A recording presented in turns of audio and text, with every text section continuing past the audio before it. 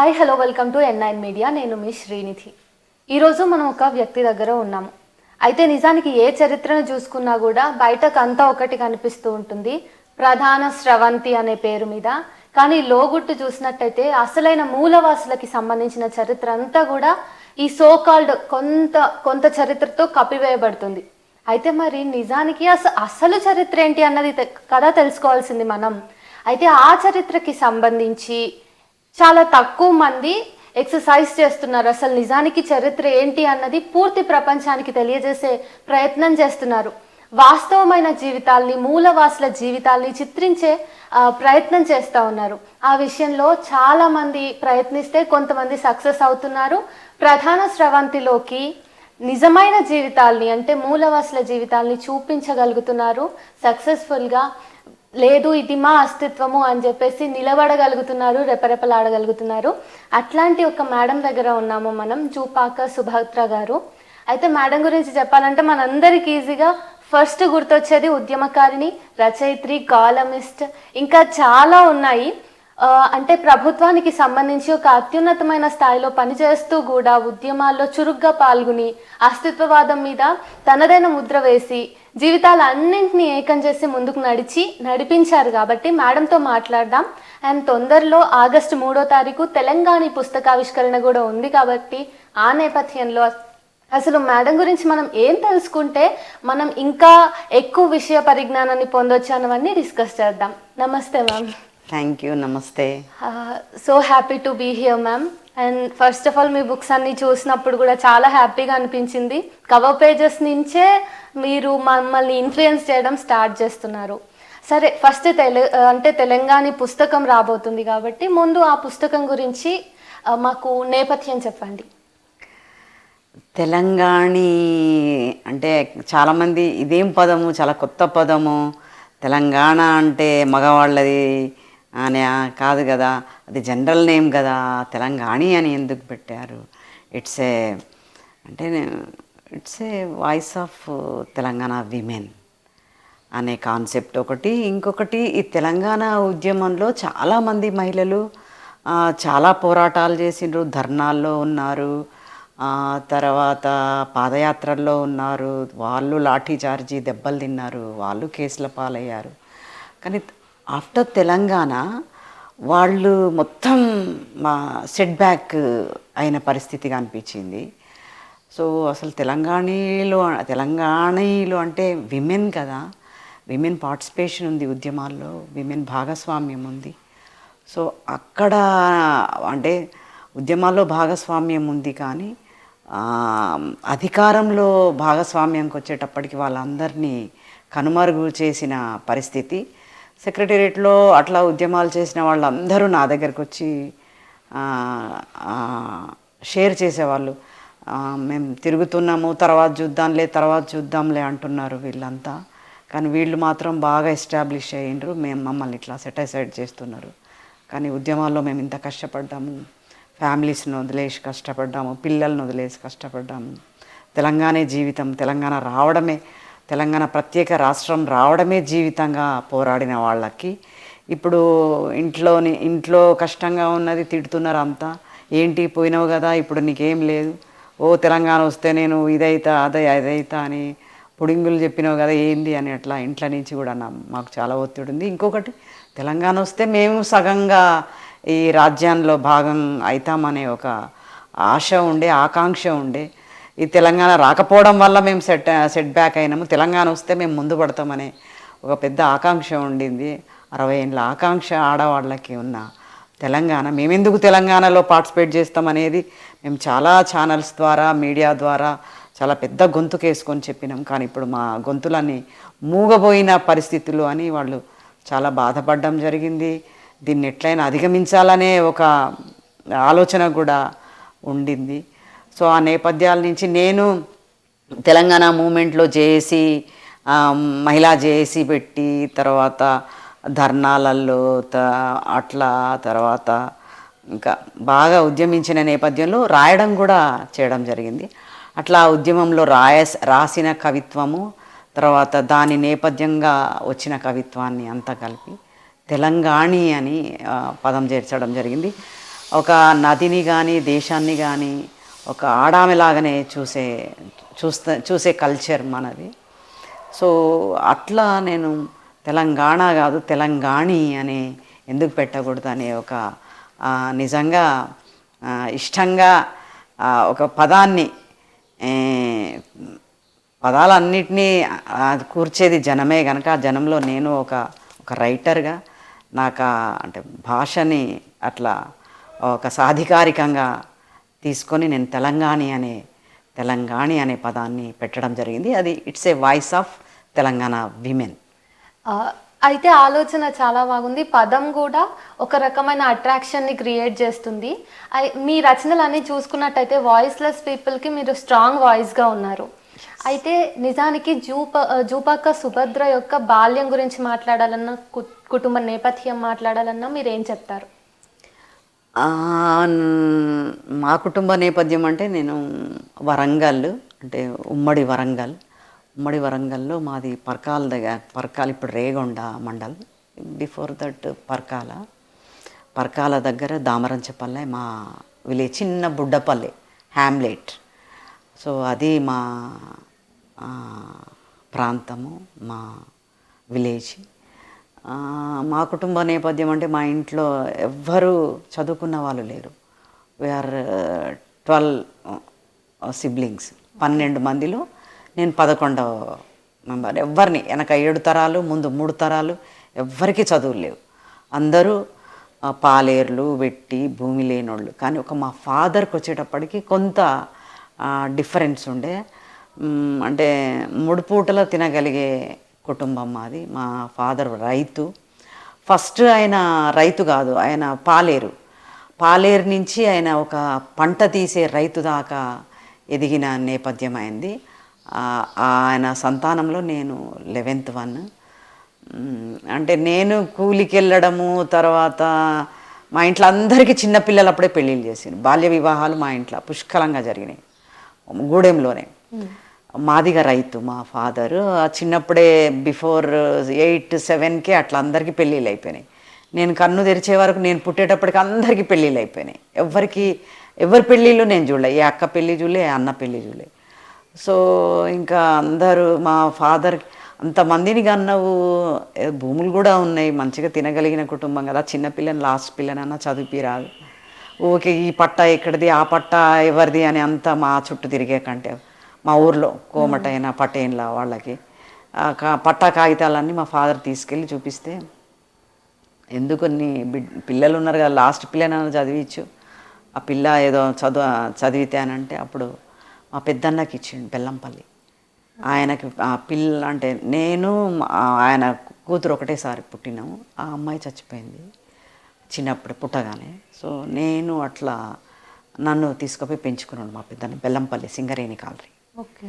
అట్లా నాకు చదువుకునే అంటే సింగరేణి కాలరీ అంటే నానా జాతి సమితి, ఆంధ్ర తెలంగాణ ఎక్కడెక్కడి నుంచి అంతా వచ్చిన కార్మికులు, రకరకాల అంటే క్లర్కులు, యూడీసీలు అట్లా అంతా ఉంటారు. వాళ్ళ పిల్లలంతా ఒకే స్కూల్, గవర్నమెంట్ స్కూల్. అట్లా నేను చదివి తర్వాత 10th, after 10th inter, degree, PG అంతా వరంగల్లో చేయడం జరిగింది. అంటే I only studied in my family. మా తమ్ముడు కూడా కదా, వాడికి కూడా చదువులేదు. నేను ఒక్కదాన్నే చదువుకున్నదాన్ని, నేను ఒక్కదాన్నే పీజీ దాకా చేసిన. మా ఫాదర్కి ఏంటంటే చిన్న చిన్న ఉద్యోగాలు వద్దు, టైపిస్టు, టీచరు ఇట్లాంటివి వద్దు, పెద్ద చదువుకో, పెద్ద ఉద్యోగం కొట్టుకో బిడ్డ, నీకు ఇంకేం బరువు బాధ్యతలు ఏం లేవు కదా, లాస్ట్ బిడ్డ చదువుకో బిడ్డ. కానీ మా ఇంట్లో అందరూ దానికి పెళ్లి చేయట్లేదు అని మా అక్కలు, మా వదినలు, మా చిన్నమ్మలు, మా అత్తలు ఇట్లా అంతా పొడిచేది పాపం బాగా.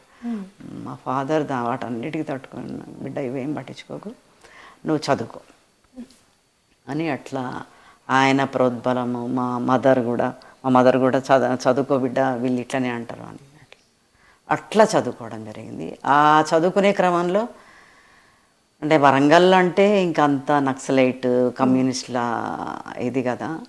సో అవి లేని జీవితాలు ఉండవు, అవి లేని కుటుంబాలు ఉండవు, వాళ్ళ సంబంధాలు లేని కుటుంబాలు ఉండవు.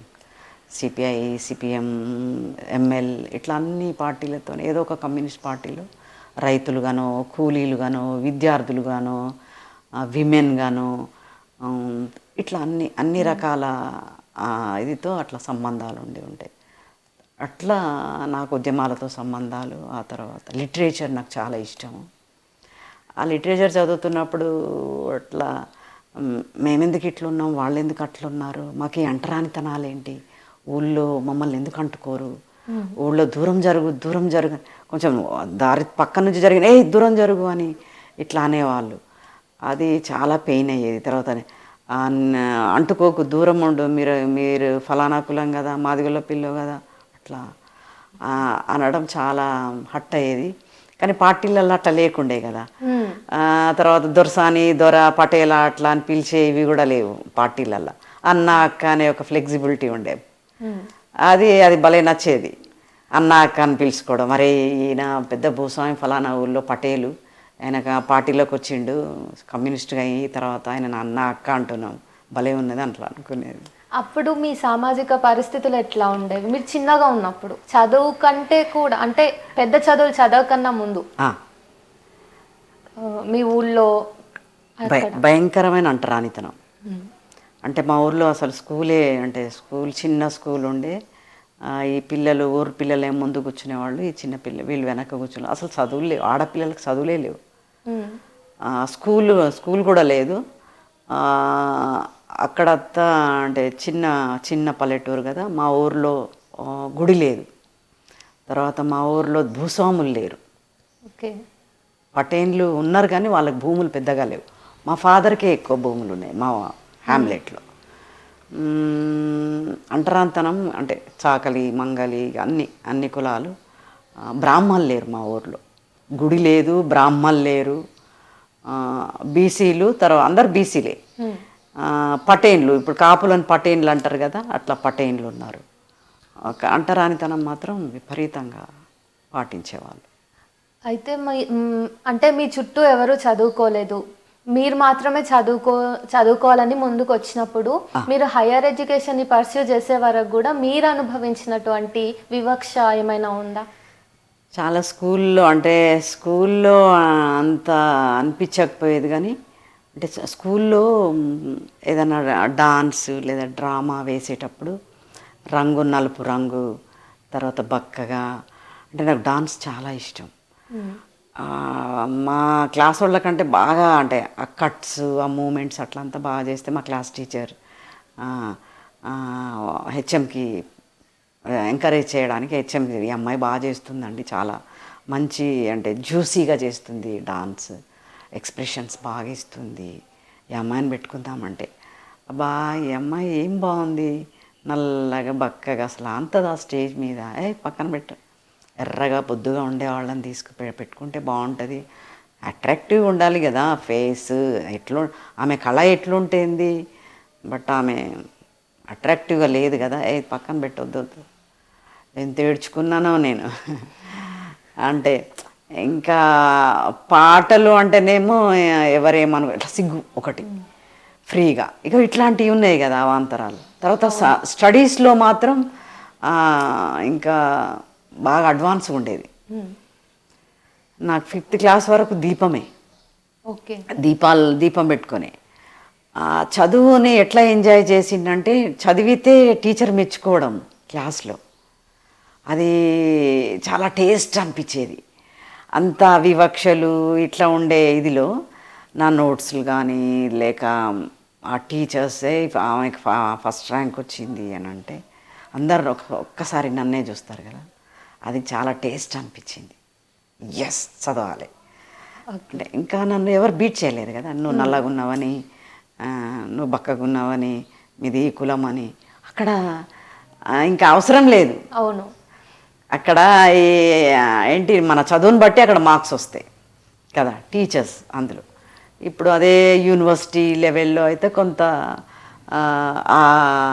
డిస్క్రిమినేషన్ ఉంటుంది, కానీ స్కూళ్ళలో చాలా తక్కువ. అప్పటి పరిస్థితులకి ఇప్పటి పరిస్థితులకి ఏమాత్రం మార్పు వచ్చిందని మీరు అనుకుంటారు? అంటే అప్పుడు ఈ హాస్టల్స్, రెసిడెన్షియల్ హాస్టల్స్ అంటే కంబైన్డ్గా చదువుకోవాలి అందరూ. ఇప్పుడు మా దగ్గర ఎమ్మెల్యే పిల్లలు, పొలిటికల్ లీడర్స్ పిల్లలు, తర్వాత బ్యూరోక్రాట్స్ పిల్లలు, ఆఫీసర్స్ పిల్లలు, కార్మికుల పిల్లలు, అందరికీ ఒకటే క్లాస్. నువ్వు చదువు ఉంటే నీకు నెగ్గుతావు. కార్మికుల పిల్లలు కూడా చదివితే ఆ ఆఫీసర్స్ పిల్లల్ని ఏం టీచరు ఎంకరేజ్ చేయదు, ప్రైజ్ చేయదు, అడ్మైర్ చేయదు. ఎవరైతే బాగా చదువుతారో వాళ్ళని చేస్తారు. వాళ్ళకి ఇంక అంతకంటే బలం ఏంటి కదా, వాళ్ళని నెగ్గడం. మీరు చెప్పారు కదా మ్యామ్, ఊర్లో అందరికంటే ఎక్కువ భూములు మీకే ఉన్నాయని చెప్పి మీ నాన్నగారికి. మరి ఎట్లాంటి వ్యతిరేకత వచ్చింది సామాజికంగా? ఖచ్చితంగా ఉంటుంది. అంటే వీళ్ళు మా దగ్గర పాలేర్లుగా పనిచేసే వాళ్ళకు భూములు ఎందుకు, మాదిగోనికి ఇన్ని భూములా, మాదిగోనికి భూమి ఉండేపటికనే కదా వీనికి ఇంత గడ్డ బలిచింది అని మా మా గొడ్లని, మా కొట్టం నుంచి గొడ్లని అన్నీ కొట్టుకపోయేటోళ్ళు. తర్వాత మా వడ్ల కుప్పల్ని, జొన్న కుప్పల్ని అంతా దొంగతనాలు చేసి తీసుకుపోయేవాళ్ళు. మా చైన్లను కోసుకపోయేటోళ్ళు. అట్లా బాగా అంటే లాస్ చేయడానికి, అంటే తగ్గించడానికి అట్లా బాగా ఆయనని బాగానే కష్టాలు పెట్టింది. అప్పుడు మీ నాన్న ఏమైనా అంటే యాక్షన్ అంటే మా ఫాదర్ చాలా ఫెరోషియస్గా ఉండేవాడు, చాలా ఫెరోషియస్గా. ఆయన భూమిని ముట్టుకున్నా, గెట్లను ముట్టుకున్నా చాలా ఫెరోషియస్గా ఉండేది. మా మదర్ కూడా కొట్టేది. ఒక గెట్ల పంచాయతీ మా మదర్ కూడా కొట్టేది. మా ఫాదర్ అయితే ఇట్లా ఒక భూములు గెట్ల పంచాయతీ దగ్గర గెట్టును జరిపి గెట్టు కట్టడం. సో అట్లా అప్పుడైతే మా ఫాదర్ ఒక పటేల్ని కంకిని కొట్టినట్టు కొట్టిండ్రు బిడ్డ మీ అయ్యా, ఫలానా పటేల్ని కంకిని కొట్టినట్టు కొట్టిండ్రని ఇప్పటికీ చెప్పుకుంటారు మా ఊర్లో. సో అట్లా ఆయన చాలా ఫెరోషియస్గా ఉండేటోడు. అట్లా భూమిని తర్వాత ఎడ్లని కాపాడుకోవడం, అట్లా ఎడ్లని ఇడుచుకపోయినా మళ్ళీ అంత ఊర్లన్నీ తిరిగి ఎడ్లు తెచ్చుకొని ఎవడు తీసుకెళ్ళిండని అది దొరికినోని విపరీతంగా కొట్టేది. అయితే ఈ నేపథ్యం ఉన్న మీరు మరి చదువుకుంటున్నారు, సరే ఒక పటేల్ చెప్పి మీ నాన్నగారికి ఆలోచన వచ్చి చదువుతున్నారు, కానీ మీ జీవితంలోకి ఉద్యమం ఎట్లా వచ్చింది? అదే అంటే వరంగల్ డిస్ట్రిక్ట్ మొత్తం కమ్యూనిస్టుల కిల్లా. నక్సలైట్లు ఉంటారు, అన్నాలు ఉంటారు, సిపిఐలు ఉంటారు, సిపిఎంలు ఉంటారు, మొత్తం కమ్యూనిస్టులు, రకరకాల కమ్యూనిస్టులు ఉంటారు. అందులో ముఖ్యంగా ఎస్సీలని, ఎస్టీలని, బీసీలని వదిలిపెట్టారు వాళ్ళు. ఎందుకంటే నువ్వు దీంట్లో పనిచేస్తే ఈ సమాజం బాగలేదు, అంటరానితనం ఉన్నది, పేదరికం ఉంది, అసమానతలు ఉన్నాయి, వీళ్ళందరూ సమానంగా బతకాలంటే ఎంత హ్యాపీగా ఉంటుంది.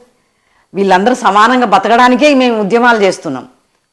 మీరే రాని, మీకోసం మేము చేస్తున్నాం, మీకోసమే చేస్తున్నాం, మీరు రావాలి, మీరు సమానంగా కావాలి, మనం అందరూ సమానంగా బతకాలి. ఒకడు బిల్డింగ్లు ఇంకొకడికి అసలు గుడిసెలేని పరిస్థితి వద్దు, ఒకడు మంచిగా తిని బతికితే ఇక్కడ తిండికి చచ్చే పరిస్థితి వద్దు. ఇది సమానం కావాలంటే అందరికీ సమానమైన చదువు, సమానమైన తిండి, సమానమైన వసతులు, సమానమైన న్యాయాలు, సమానమైన హక్కులు ఈ పార్టీలలో ఉంటాయి. మీరు సమానంగా ఉండాలి. మీరు ఉండడానికే మేము ఈ కష్టాలు పడుతున్నాం, ఈ అడవులకు పోతున్నాం, ఈ ఎర్రజెండా ఎత్తుతున్నాం. ఇది శ్రమజీవులది, ఇది ప్రపంచవ్యాప్తంగా శ్రమజీవులది. చికాగో పోరాటం అని, ఇది మేడే, ఇది రష్యా పోరాటం, ఇది చైనా పోరాటం. వాళ్ళు సాధించుకున్నారు, వాళ్ళ సమానత్వమైన వాళ్ళ సమాజాలు.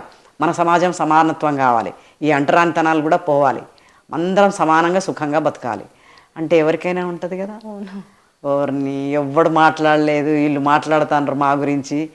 మా కూలి పోరాటాలు చేస్తున్నారు, మా తునికాకు పోరాటాలు చేస్తున్నారు, మా రైతు కూలి పోరాటాలు చేస్తున్నారు, ఈ విద్య బాగలేదని విద్యా పోరాటాలు చేస్తున్నారు. చలో అట్లా అంటే ఎక్కువ వీళ్ళని ఇంకా అంటే ఏమంటారు, వాళ్ళని కలుపుకోవడానికి చూస్తారు. పాటలు రండిరో కూలన్న సంగమడే పండిని ఇక్కడ ఏమున్నది, అట్లా పాటల ద్వారా, ఉపన్యాసాల ద్వారా అట్లా అంతా మొబలైజ్ చేస్తారు. అంటే జీవితాలు చాలా అంటే చాలా అసంపూర్తిగా, తర్వాత రకరకాల బాధలతోని, రకరకాల కష్టాలతోని పేదరికంతోని, అంటరానితనాలతోని, చదువులు లేక, మంచి బట్టలు లేక, మంచి ఫుడ్ లేక, ఇట్లా ఉన్న సమాజాలని ఈజీ కదా నీకు ఇవన్నీ దొరుకుతాయి. ఇది పోరాటాల్లో పాల్గొంటే, ఈ పోరాటం చేస్తే, నువ్వు పోరాడితే పోయేదేం లేదు, నీ బానిస సంఖ్యలు తప్ప అని. ఇంకా ఏం కావాలి? ఒక అట్లా రక్తం ఉడుకుతుంది కదా. ఎందుకంటే ఈజీగా కనెక్ట్ అవుతుంది. నేను మంచిగా బతుకుతా, నీకు ఉన్నది సమానంగా నువ్వు బతుకుతావు, నువ్వు పోరాటం చేస్తా అంటే ఏమున్నది? దానికోసం ఎంతైనా చేస్తాం కదా. నేను మంచిగా బతుకుతా అనే ఒక ఒక ఒక తూర్పు చుక్క ఉంటే, ఆ తూర్పు చుక్క కోసమన్నా మనం ఇంకా దాంట్లో వెళ్తాం కదా. సో అట్లా నేను వెళ్ళిన. స్టూడెంట్గా ఉండి అట్లా వెళ్ళటం వేరు, మీరు అడిషనల్ సెక్రటరీగా ఉండి కూడా మీరు మళ్ళీ. లేదు, నేను స్టూడెంట్గా ఉన్నప్పుడే వెళ్ళిన. అంటే సీరియస్గానే నాకు సమానత్వం కావాలి, ఇది బాగలేదు, ఒక అసంతృప్తి ఉంటుంది కదా, ఇది బాగలేదు. ఈ సమాజం చాలా దారుణంగా ఉంది. అందరికీ సమానంగా అంటే మంచి బట్టలు లేవు, మంచి తిండి లేదు, ఉపాసాలు, గూడాలన్నీ ఉపాసాలు ఉంటుంటాయి. ఒక పూట తింటారు, ఒక పూట తినరు. ఇవన్నీ చూసినా కదా. నా ఇంట్లో లేకపోవచ్చు, కానీ నా చుట్టంతా అదే ఉంది కదా. నా చుట్టూ జీవితం అంతా అంటే పక్కోళ్ళు ఉపాసం బండి మనం 3 పూటలు తింటే నీకు ఏం సాటిస్ఫాక్షన్ ఉంటుంది? అందరూ 3 పూటలు తిని మాలాగానే ఉంటే, ఇట్లనే భూములు ఉంటే హ్యాపీ కదా. ఒకరికి లేక ఒకరికి ఉంటే హ్యాపీ ఉండదు, అసంతృప్తి ఉంటుంది, బాధ ఉంటుంది సాటి మనిషి పట్ల కదా. సో అట్లా నేను అది విద్యార్థి ఉద్యమాల నుంచి నేను అది ఆకర్షణగా తీసుకున్నా కూడా అది అవసరం నాకు. నా సమాజాలు విముక్తి కావాలి, నా సమాజాలు మంచిగా బతకాలి, నా సమాజాలు ఒక ఉన్నతమైన జీవితాలు అందరికీ ఉండాలి. వాళ్ళు మానవ హక్కులతోని బతకాలి.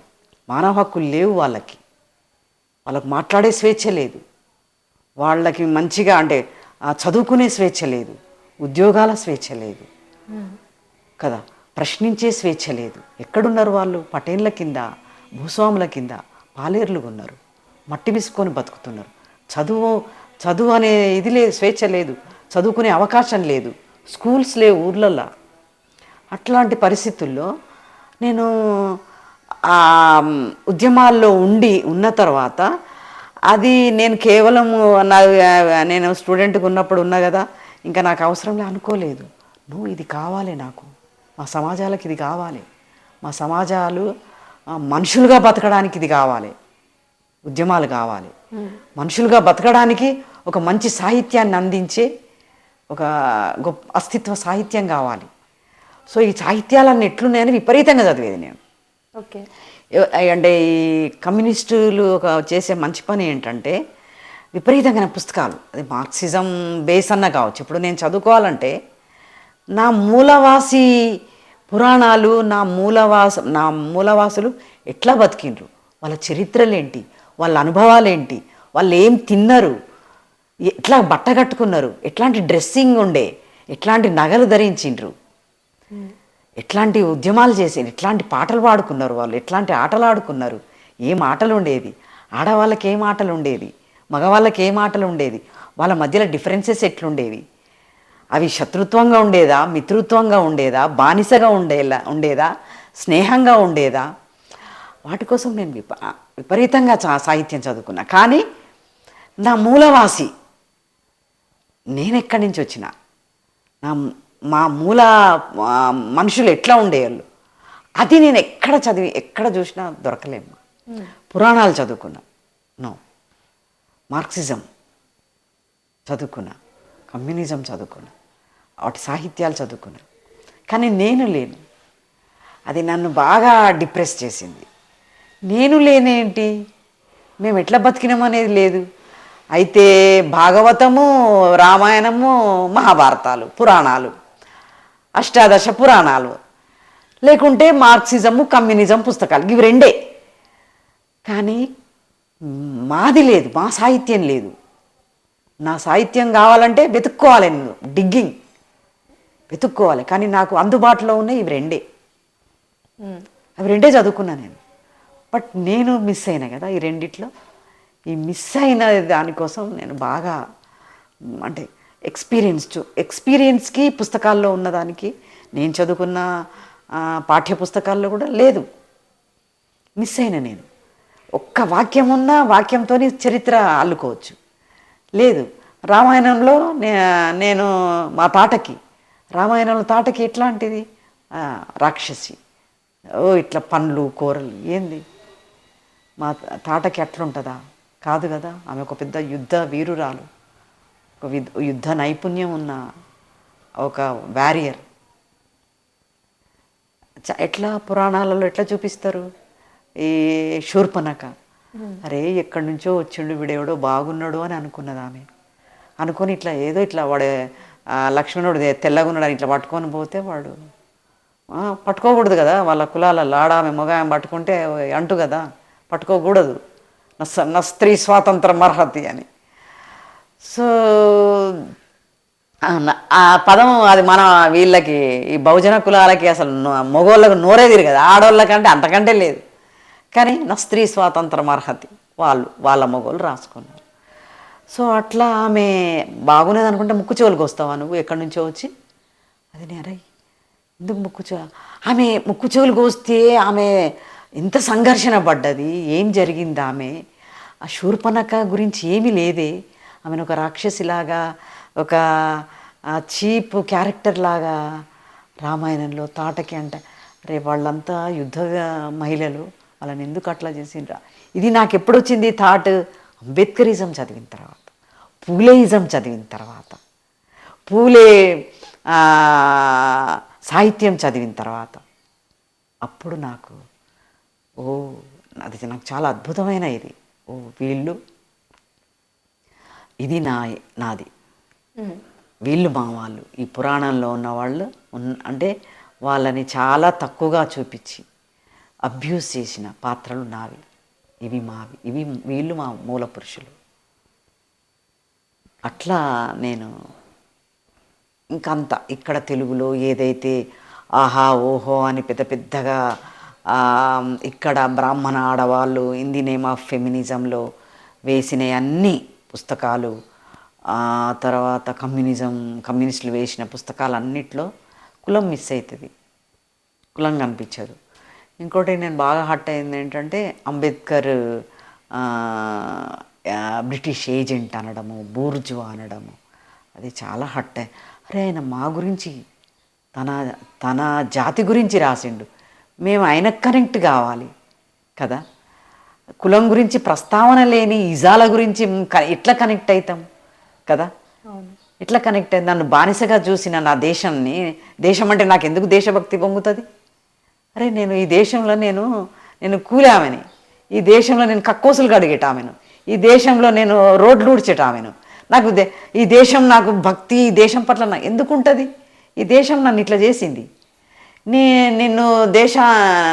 నిన్ను దేశానికి సార్వభౌమాధికారిగా, లేకుంటే దేశాన్ని నిపుణులాగా, దేశం పూజారులాగా మీరు దేశభక్తులు, మీకు పొంగుతుంది. ఎందుకంటే మీకు కష్టం చేయకుండానే మీరు దేశభక్తి అని మాట్లాడతారు.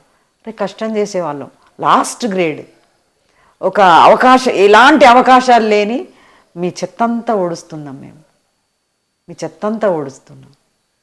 కానీ మేము ఎక్కడున్నాము? నాకెట్లా దేశభక్తి తెలుస్తుంది? అసలు దేశభక్తి అంటే ఏంది తెలియదు కదా. వాళ్ళని దేశభక్తి అంటే ఏంది? అమ్మ నేను చిన్నప్పుడు అవ్వ ఏంది హిందూ, ఇక్కడ నా 10th క్లాస్ సర్టిఫికెట్లో హిందూ అని ఇచ్చిండ్రేందే, 10th టీసీలా అసలు హిందూ అంటే ఏంది? మా టీచర్ కూడా మనం హిందువులం అంటే అని అడిగేది నేను మా మదర్ని. మదర్ చెప్పేది, ఏమో బిడ్డ మనకు అసలు ఆ మాటే లేదు మన ఊళ్ళే, ఎవ్వరు అనుకోరు బిడ్డ, ఎవ్వరు అది ఆ పదం ఎక్కడిదే, మనకు ఆ మాట ఎక్కడిది, ఎన్నడిన్లే బిడ్డ. మరి హిందువులు అంటే ఏందో బొట్టు పెట్టుకుని పూజలు చేసి ఇట్లంతా ఏందేందో చేస్తారట కదనే. అంటే మనం పోషమ్మలోళ్ళము, ఎల్లమ్మలోళ్ళము కాదు బిడ్డ, హిందువులు అంటే ఆ పదం లేదు, ఇచ్చేసి అది ఎక్కడి పదం, ఎవరు మన చుట్టుపక్కల ఊళ్ళల్లో ఎవ్వరు మాట్లాడుకోరు అని. అంటే నేను హిందువును కాదు, కానీ నా సర్టిఫికెట్లో హిందూ అని ఎట్లేస్తారు? నేను కాకుండా నేను చెప్పినా నేను హిందూ అని? నువ్వు నన్ను చూసి వీళ్ళు ఎస్సీలా హిందువులు అని ఎట్లా రాసుకుంటావు? మేము బౌద్ధులం కావచ్చు, మేము క్రిస్టియన్లం కావచ్చు, మేము ముస్లింలం కావచ్చు కదా కదా. ఇక ఎస్సీలు అంటే ఇక కోటాలు వేసుకుంటావా, హిందూ కోటాలు. నీ పూజలు మాయి కావు. మీరు ఎల్లమ్మలను దగ్గర తీయరు, పోషమ్మలను దగ్గర చేయరు. వాళ్ళంతా ఆ ఊర్లకు చేసిన మనుషులు, వాళ్ళు ఆడవాళ్ళు. వాళ్ళంతా ఆ సమాజాలకు సర్వీస్ చేసిన ఆడవాళ్ళు. పోషమ్మలు, మైసమ్మలు, ఉప్పలమ్మలు, ఊరడమ్మలు వాళ్ళంతా. సో వాళ్ళను నువ్వు క్షుద్ర దేవతలని దూరం పెట్టినోడివి. ఇవాళ హైదరాబాద్లో మొత్తం గుళ్ళకంతా వాళ్ళే పూజారులు. ఇదివరకు మనోళ్ళే పూజారులు ఉండేవాళ్ళు, మా వాళ్ళే పూజారులు ఉండేవాళ్ళు, ఈ ఆడవాళ్ళు లేదా మగవాళ్ళు. కానీ ఇప్పుడు చూడండి, మొత్తం సిటీలో ఉండే వందల గుళ్ళకి, పోచమ్మ, మైసమ్మ, ముత్యాలమ్మ గుళ్ళకి పూజారులు మగ బ్రాహ్మలు మొత్తం. అంటే చూడండి, అట్లా హిందువులం కాకుండా హిందువుల కోటాల్లో వేసుకున్నది. నాకు అవి ఈ రెండు సాహిత్యాలు విపరీతంగా చదివి మేమెక్కడ అని ఇక్కడ లేము అని అర్థమైంది. మేము ఎట్లా బతికినామో ఈ చరిత్రలో రాయలేదు.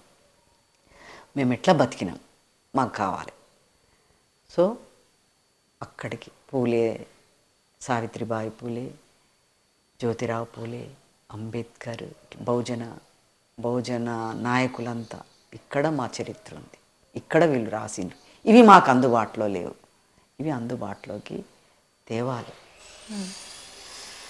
సో అది అంటే మూలవాసుల అనుభవాలు, మూలవాసుల చరిత్ర, దానికి ఉండే చైతన్యము, అస్తిత్వంతో ఉండే రాజకీయాలు, ఆ స్టబ్బన్నెస్ నేను కూర్చుకున్నది.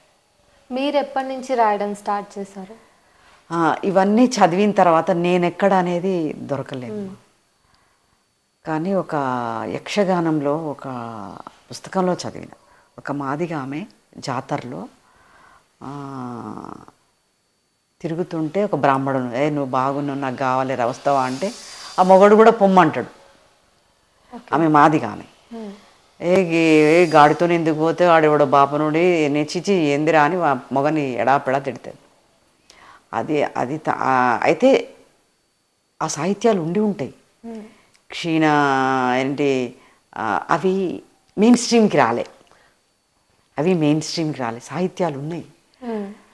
డక్కలామె కూడా సాహిత్యం రాసింది అంటే, డక్కలామె సాహిత్యము రాసిందని నాకు అప్పకవి అని ఒక 14-13వ శతాబ్దం అతను. ఆయన దయ్యం పియ్యండుకుంటేంది, డక్కల్ని పాశం అండుకుంటేంది, కుక్క ముట్టిన కుండ విసిరిపారేయండి. ఆమె సాహిత్యం రాసిన కూడా అది కుక్క ముట్టిన కుండ, అది సాహిత్యం కాదు. కుక్క ముడితే మళ్ళీ తింటారా? అంటే డక్కలామె సాహిత్యం రాస్తే అది కుక్క ముట్టిన కుండ లాంటిది, పక్కన పడేయాలి అనే సూత్రీకరించిండు ఆయన. అప్పకవి ఆయన పేరు. అప్పకవీయం అని ఒక సూత్రీకరణ చేసిండు. సాహిత్యం అంటే ఎవరు రాయాలి, ఎవరు రాసింది ప్రామాణికం, ఎవరు వేరేటోళ్ళు రాస్తే ఎట్లా అప్రమాణికం తీసేయాలి, అంటే కులీనులే రాయాలి. కులీనులు అంటే పెద్ద కులాలు, సమాజంలో పెద్ద కులాలు, బ్రాహ్మణులు ముఖ్యంగా, వాళ్ళు రాసిందే కవిత్వం, వాళ్ళు రాసిందే సాహిత్యం. ఈ కింద వాళ్ళు రాయడానికి లేదు. ఒకవేళ రాసిన వాళ్ళు దొంగతనంగానో దొరతనంగానో రాసిన అది ఆస్థానానికి ప్రామాణికమైందిగా చేరకూడదు. మొల్ల రాసింది ఆమె, ఒక బీసీ ఆమె మొల్ల, ఆమె ఆస్థానంలో చదువుతానంటే రామాయణం రాసింది. అప్పుడు అప్పుడు రామాయణాలు మహాభారతాలు రాస్తేనే దాని మీద చర్చ. ఆమె రామాయణం రాసింది, చాలా భిన్నంగా రాసింది, భిన్నమైన వ్యక్తీకరణ. ఆమె చదువుతానంటే చదవనే లేదు. ఆమె అంతఃపురంలో చదువుకోని పంపించారు. ఎంత దుఃఖం ఉంటుంది. అనంత కష్టపడి రాస్తే మొత్తం రాజ్యం ముందు వినిపిస్తానంటే రాజాస్థానం నుంచి పోయి అంతఃపురంలో చదువు, మా భార్య ఉంది వింటది అంటే అట్లా సూత్రీకరణ చేసిండ్రు. అంతెందుకు ఆధునీకరణలు కూడా ఈ గ్రామాలు మాట్లాడేది అది లక్షణ భాష కాదు, అంటే వ్యావహారికం అవుతుంది, ఆ వ్యావహారికాన్ని తీసుకోకూడదు. ఆర్యులు ఆ, వ్యవహారంగా మాట్లాడింది కూడా తీసుకోవచ్చని ఆయన బాల వ్యాకరణంలో సూత్రీకరణ చేసిండు. చిన్నయ్య సూర్య ఆయన పేరు. ఆయన కూడా బీసీనే. అందరూ అనుకుంటారు ఆయన బ్రాహ్మడు, ఇంత బాగా ఇంత భలే రాసిండే అని. చాలా అంటే అనుకూలంగా భాషని కట్టలు కట్టి ఆయన తెలుగు బాల వ్యాకరణం అనే పేరుతోని స్టార్టింగే సంస్కృతానికి అక్షరాలు 50 అని మొదలు పెడతాడు ఆయన. సంస్కృతానికి పేరుకేమో బాల వ్యాకరణం, తెలుగు బాల వ్యాకరణం అంటాడు. ఆయన బీసీ, అయినా బ్రాహ్మడు కూడా కాదు. ఆయన సంస్కృతంతో మొదలు పెడతాడు. సంస్కృతానికి అక్షరాలు 56. ఇంకొక సూత్రీకరణ కూడా ఆయన, నేను అది ఆ సూత్రం రాసుకున్నా కూడా, లక్షణ విరుద్ధం బగు భాష గ్రామ్యం. అది చాలా విరుద్ధమైంది, దాన్ని తీసుకోవద్దు కావ్యంలోకి. ఇది ఆధునికం అమ్మ, ఆధునికం.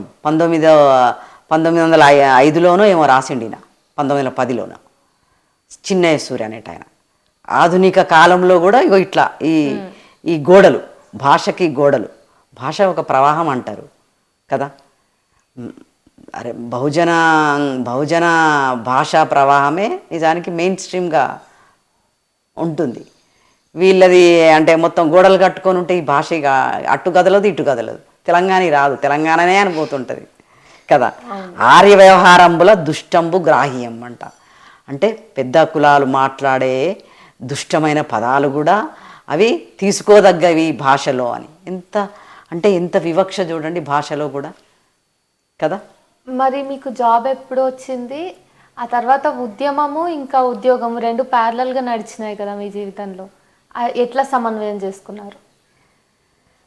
అంటే నాకు పీజీలో అంటే యూనివర్సిటీలో ఉండగానే గ్రూప్ 2B రాసిన. నేను అప్పుడు మొత్తం మా యూనివర్సిటీ అంతా రాసింది, నాకు ఒకదానికి సెక్రటేరియట్లో వచ్చింది. దట్టు రిజర్వేషన్ కాదు, ఓపెన్ కాంపిటీషన్లో 27th ర్యాంక్ వచ్చింది నాకు. ఓకే అని మా వాళ్ళు చెప్పారు, నీకు 27th ర్యాంక్ వచ్చింది, రిజర్వేషన్లో రాలేదు అని. నాకు రిజర్వేషన్స్ ఉంటాయి, రిజర్వేషన్ కొట్టాలి, ఇట్లా అదంతా ఏం లేకుండా రిజర్వేషన్ అనేది బాగా తెలియదు నాకు. అంటే అంబేద్కర్ అంటే ఈ కుల సంఘాలు కానీ, లేదా అంబేద్కర్ సంఘాలు, లేదా మూలవాసి సంఘాలతో పరిచయాలు అప్పటికి అంత స్ట్రాంగ్ లేదు. సో అట్లా నాకు ఓపెన్లో వచ్చింది ర్యాంక్, స్టేట్ సెక్రటేరియట్. అంటే గ్రూప్ 2Bలో ఎట్లా ఉంటుందంటే తక్కువ మార్కులు వచ్చిన వాళ్ళకి మండలు, ఇంకా కొంచెం జిల్లా, ఆ తర్వాత HODలో వేస్తారు. ఇంకా ఎక్కువైతే సెక్రటేరియట్. అట్లా ASO, అసిస్టెంట్ సెక్షన్ ఆఫీసర్గా నాకు ఉద్యోగం వచ్చింది. ఇంకా వరంగల్లోనే కాదు, మొత్తం ఒక మాదిగా గూడెం నుంచి సెక్రటేరియట్కి వచ్చిన మొట్టమొదటి ఎంప్లాయీ తెలంగాణలో. అంటే ఆంధ్ర నుంచి కూడా అప్పుడు నేను వచ్చినప్పుడు ఎవరు కనిపించలేదు, కానీ తెలంగాణలో అయితే మాదిగా గూడెం నుండి వచ్చిన మొట్టమొదటి సెక్రటేరియట్కి వచ్చిన మొట్టమొదటి మహిళని నేనే. అందులో ర్యాంకు కొట్టి వచ్చిన ఉద్యోగిని నేనే. మా ఊర్లో కూడా చదువులు ఎవరికి లేవు, అందరు డ్రాప్ అవుట్స్, 10th అట్లా అంతా. నేనే పీజీ దాకా చేసింది మా ఊర్లోనే కదా, చుట్టుపక్కల అంతా. వరంగల్లో కాకపోవచ్చు కానీ ఆ తాలూకాలో అదంతా. సెక్రటేరియట్కి వచ్చింది మాత్రం నేను తెలంగాణ. వాళ్ళందరూ అసలు నీకు ఎట్లా వస్తుంది, ఎట్లా వచ్చినావు, ఎక్కడి బుడ్డపల్లె, ఎక్కడి మాదిగొల్ల అమ్మాయి, ఎక్కడ అంత మట్టి విసుకునే జీవితాలు, సెక్రటేరియట్కి వచ్చేంత ఏదో అద్భుతాలు జరిగినాయి ఇట్లా అంతా అనుకునేవాళ్ళు అని చాలా గొప్పగా చెప్పేవాళ్ళు. ఇంకా వరంగల్ నుంచి వచ్చిందంటే అబ్బో అక్కడంతా నక్సలైట్ ఏరియా కదా, ఎట్లా వచ్చిండ్రమ్మా, నక్సలైట్లను చూసిండ్రా మీరు, ఇట్లా అంతా అనుకునేవాళ్ళు. ఆంధ్ర పీపుల్ ఎక్కువ, ఈ తెలంగాణ పీపుల్ చాలా తక్కువ, తెలంగాణ ఎంప్లాయీస్ చాలా తక్కువ, ఆంధ్ర ఎంప్లాయీస్ చాలా ఉండేవాళ్ళు. సో అంటే నేను యూనివర్సిటీ నుంచి డైరెక్ట్గా సెక్రటేరియట్కి వచ్చిన. ఇంకా నాకు స్టూడెంట్ ఫెరోషియస్ స్టూడెంట్ లాగా ఉండడం అది పోలే, ఇంకా అలవడలేదు. అమ్మ 9:30 నుంచి 6:30 దాకానంట, దీనికి అయితే మరి మిగతా జీవితం ఎట్లా అని బాగా ఆందోళన పడేది నేను. అయితే అక్కడ సెక్రటేరియట్లో ఎంప్లాయీస్ యూనియన్లో విమెన్ పార్టిసిపేషన్ లేదు. విమెన్ ఎలక్షన్స్లో పార్టిసిపేట్ చేసి నెగ్గడం అనేది జరగలేదు. అసలు పార్టిసిపేషన్ అనేదే లేదు. ఎలక్షన్లో నిలబడడం అనేది జరగలేదు సెక్రటేరియట్ చరిత్రలో. 88 వరకు, 91 వరకు. సో నేను ఇంకా 90లో జరిగిన ఎలక్షన్స్, అడిషనల్ సెక్రటరీ ఒక 4 మగవాళ్ళని, పెద్ద పెద్ద మగవాళ్ళని ఓడించి నేను అడిషనల్ సెక్రటరీగా అప్సా అని ఆంధ్రప్రదేశ్ సెక్రటేరియట్ అసోసియేషన్, అది జనరల్ అసోసియేషన్, అది జనరల్ ఎంప్లాయీస్ అసోసియేషన్, దాంట్లో నేను అట్లా ఓడించి నెగ్గడం అనేది సెక్రటేరియట్ చరిత్రలో, ఎంప్లాయీస్ చరిత్రలో, టోటల్ ఎంప్లాయీస్ చరిత్రలో, ఆంధ్రప్రదేశ్ ఉమ్మడి ఆంధ్రప్రదేశ్ సెక్రటేరియట్ చరిత్రలో ఒక ఉద్యోగిని, ఒక మహిళ ఎలక్షన్స్లో నిలబడి ఓడించి గెలిచిన చరిత్ర లేదు. అది నాతోని మొదలైందని చెప్తారు. సో అట్లా నేను ఎంప్లాయీస్ ఇష్యూస్ అంతా బాగా టేకప్ చేసి అసోసియేషన్తో కలిసి పనిచేయడాలు. ఆ తర్వాత విమెన్ ఎంప్లాయీస్ అసోసియేషన్ ఒక ఫామ్ చేసినాం. విమెన్కి అసలు అసోసియేషన్ లేదని, కానీ అందరు వ్యతిరేకించిన ఎంప్లాయీస్ మళ్ళీ విమెన్కి ఎంప్లాయీస్ యూనియన్స్ ఏంటి అని అపోజ్ చేశారు. కానీ లేదు, మాకు సపరేట్ ఇష్యూస్ ఉన్నాయని అట్లా విమెన్ ఎంప్లాయీస్ అసోసియేషన్ ఒకటి పెట్టినాం. దాంతో చాలా చాలా చేసినాం, చాలా పనులు చేసినాం. అన్ని ఏరియాల నుంచి సెక్రటేరియట్కి బస్సులు వేయించినాము. తర్వాత ఈ గ్యాస్ పగలు రాకుండా కేవలం ఎంప్లాయీస్ టైమింగ్స్లోనే 9:30 బిఫోరు, 6:30 ఆఫ్టర్ గ్యాస్ సిలిండర్ రావాలి అని. తర్వాత లేట్ అయితే కంపల్సరీ వెహికల్ ఇవ్వాలి, అసెంబ్లీ టైంలో లేట్ అయినా, లేదా ఏదైనా సమ్ ఫైల్స్ ఏదైనా లేట్ అయిన టైంకి కంపల్సరీ వెహికల్ ఇచ్చి పంపించాలి. ఇట్లన్నీ చాలా రకరకాల జీవోలు తీసుకొచ్చినాము. విమెన్ అంతా ఆర్గనైజ్ చేసినాము. అదొక పెద్ద అచీవ్మెంట్, ఎక్కడోళ్ళు అక్కడ ఉండకుండా. తర్వాత విమెన్కి వచ్చే ప్రాబ్లమ్స్, తర్వాత అక్కడ పని స్థలాల్లో వాళ్ళని వేధింపులు, లైంగిక వేధింపులు, అట్లా రకరకాల వేధింపుల నుంచి ఇప్పుడు విమెన్ ఎంప్లాయీస్ ఉన్నారే, ఎవరిని ఏమనొద్దు, ఏ ఆడమని ముట్టుకున్నా, ఏ ఆడమని చూసినా వీళ్ళు పొలోమని ఉరుకుతున్నారు, వద్దొద్దు కచరాలో ఇదని, అట్లంతా మెన్ అంతా బాగా అలర్ట్ అయ్యి అవి తగ్గినాయి. ఈ వేధింపులు విమెన్ మీద, పని స్థలాల్లో విమెన్ మీద వేధింపులు తగ్గినాయి అట్లా. ఆ తర్వాత ఉద్యమాలు, వీటితో అంటే నేను ఉద్యమాలతో దూరంగా ఏమీ లేను. లిటరేచర్ పరంగా ఎక్కడ ఏ ధర్నాలైనా, ఏ ఉద్యమాలైనా, ఇవి జరిగినా నేను వెళ్ళేది. మధ్యాహ్నం సాయంత్రము అట్లా కంపల్సరీ వెళ్ళేది. ఎందుకంటే అది అవసరం నాకు, మా కమ్యూనిటీలకు అవసరం, చైతన్యాలు అవసరం, ఆ రాజకీయాలు అవసరం, ఉద్యమ రాజకీయాలు, ఉద్యమ చైతన్యాలు అవసరం, ఆ పాలిటిక్స్ అవసరం. సో అది నేను ఆదర్శంగా తీసుకోలేదు. ఉద్యమాలు అంటే నాకు ఆదర్శం కాదు, అది మాకు ఒక అవసరం. ఉద్యమాలు అవసరంగా తీసుకొని అట్లా ఉద్యమంగానే, అంటే పేరుకు ఉద్యోగంగానే, ఉద్యోగం కూడా ఉద్యమంగానే చేసినాం. అక్కడ విమెన్ ఎంప్లాయీస్ది, తర్వాత జనరల్ సర్వీస్ మ్యాటర్స్కి సంబంధించి ఇళ్ల స్థలాలు, వీటన్నిటి మీద ఫైట్ చేయడము. తర్వాత ఎవరికన్నా ఏమన్నా ప్రమోషన్స్లో, ట్రాన్స్ఫర్స్లో, లేకుంటే రకరకాల వేధింపులు, కులం పరంగా అట్లంతా వాటి మీద బాగా స్ట్రగుల్ చేసేది. బయట కూడా ఈ ప్రజా సంఘాలతోని టచెస్ ఉండేవి. అయితే మీరు జాబ్ చేస్తున్నప్పటికే రాయటం మొదలు పెట్టారు కదా? అంటే నాకు అంటే అదే చదవడం వల్ల, నేను లేకపోవడం వల్ల, అరే నా గురించి రాయాలి అని, నా గురించి వేరే వాళ్ళు ఎందుకు రాస్తారు, మన గురించి మనమే రాసుకోవాలి. నా గురించి ఆయన రాలేదు, ఎల్లమ్మ రాయలేదు, పుల్లయ్య రాయలేదు అని ఏంటి, నేనే రాయాలి నా గురించి అని. అట్లా నా జీవితం గురించి నేనే రాయాలి. మేము ఎట్లా బతికినాము, ఎట్లా బతుకుతున్నాము, నా అనుభవాలు ఏంటి, మేమే రాసుకోవాలి, మాతోనే మొదలు అని అట్లా రాయడం మొదలైంది. అంటే అంత సాహిత్యం చదివిన తర్వాత మేము లేము అనేది అర్థమై మొదలైన ఇప్పుడు చలం సాయి అయితే ఇవన్నీ ఈ కమ్యూనిస్టులు కానీ ఈ ఫెమినిస్టులు కానీ వీళ్ళంతా చలం అంటే చలము, కందుకూరి వీరేశలింగం పంతులు, గురజాడ, తర్వాత శ్రీ వీళ్ళంతా ఎవరయ్యా అని చూస్తే అంతా బ్రాహ్మలే మొత్తం. అరే వీళ్ళు బ్రాహ్మలయ్యరా, బ్రాహ్మలనే ప్రమోట్ చేస్తున్నారు, బ్రాహ్మలు మాట్లాడింది వాళ్ళ అది నాకేమన్నా అవసరమా అని వాళ్ళ విపరీతంగా చదివితే వాళ్ళ సాహిత్యంలో అసలు నా గురించి అంటే మా మూలవాసి జనుల గురించి లేదా ఎస్సీ ఎస్టీల గురించి బీసీ ఆడవాళ్ళ గురించి ఏమీ లేదు దాంట్లో. చలం ఏం రాసిండు, తన చుట్టూ ఉన్న ఆడవాళ్ళు ఆ సూర్యం పశ్యలు గడప దాటి బయటికి వెళ్ళలేని పరిస్థితుల మీద వాళ్ళకు స్వేచ్ఛలు కావాలి, మనుషులుగా వాళ్ళు కూడా బతికే స్వేచ్ఛలు కావాలా, వాళ్ళు బయటికి వెళ్ళాలి, ప్రపంచాలు చూడాలి, బయటి ప్రపంచాలతో సంబంధాలు ఉండాలి, వీళ్ళనేంది బ్రాహ్మణత్వంతో ఇట్లా 4 గోడల మధ్యలో పెట్టిండ్రు అని వాళ్ళ స్వేచ్ఛ మీద రాసిండు ఆయన చలం. ఆయన రాజేశ్వరి కానీ ఆయన మైదానాల్లో కానీ మేము లేము. అట్లనే కందుకూరి వీరేశలింగం పెద్ద సంస్కర్త, ఆయన సాహిత్యంలో మేము లేము. ఏ ఎస్సీ కనబడదు, ఏ బీసీ కనబడదు, ఏ ఎస్టీ కనబడదు. ఎవరు అంత బ్రాహ్మణ విమెన్కి విద్య కావాలి అని పోరాడిండు ఆయన ఒక సంస్కర్తలాగా. వీళ్ళందరూ ఇక కంటిన్యూ చేస్తున్నారు, కమ్యూనిస్టులు ఫెమినిస్టులు అంతా కంటిన్యూ చేస్తున్నారు. చలాన్ని మొత్తం సామాజికంగా ఆడవాళ్ళందరినీ విముక్తి చేసినట్టు వీళ్ళు కంటిన్యూ చేస్తున్నారు.